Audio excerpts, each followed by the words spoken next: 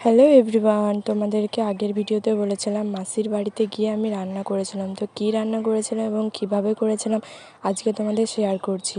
আমি বানিয়েছিলাম মাটন আলুর পাতলা ঝোল। তো প্রথমে মাটনটা ধুয়ে নিয়েছি, এবারে চর্বিগুলো আলাদা করে রেখেছি।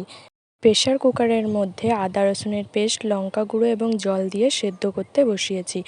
জল কিন্তু ঝোল অনুযায়ী দিতে হবে। তারপর আলুগুলো অল্প নুন, অল্প হলুদ দিয়ে ভেজে নিয়েছি। এবারে কড়াইতে গোটা গরম মশলা, জিরে, তেজপাতা দিয়ে পেঁয়াজগুলো দিয়েছি।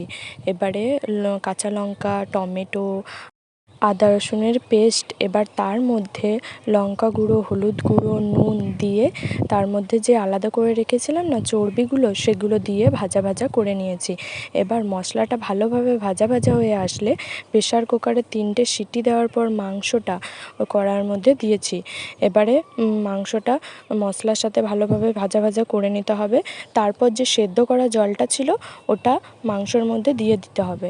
তারপরে আলু দিয়ে নিয়েছি। এবার আলুটা সেদ্ধ হয়ে আসলে ওপর থেকে গরম মশলা দিয়ে দিলেই রেডি হয়ে যাবে আমাদের মটন আলুর পাতলা ঝোল। তো ভিডিওটা তোমাদের কেমন লাগলো জানিও। দেখা হচ্ছে পরবর্তী ভিডিওতে। টাটা সবাইকে, ভালো থেকো।